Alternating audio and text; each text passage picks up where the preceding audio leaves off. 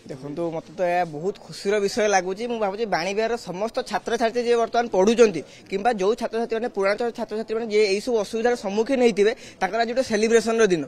आउ जेहेतु आम मैंने पूर्वर आंदोलन करूँ एबीपी आंदोलन करा जुलाई एप्रिल मास शेष सप्ताह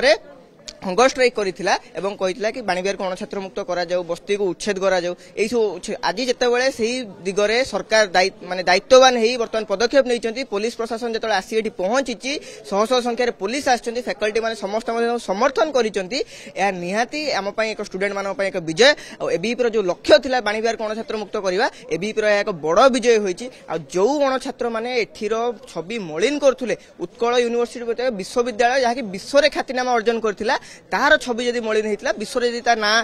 तल को आसीथिला ता केवल अणछात्र मान प्रादुर्भाव आसीथिला आज जितेबाला यही अणछात्र मैंने सफा होती अलिया गदर अलिया उठा जाऊँगी ताले मु भावुची आमर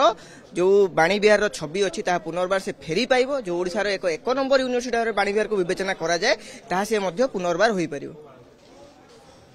नमस्कार मन शशिकांत बारी जी प्रथम वर्ष छात्र देखु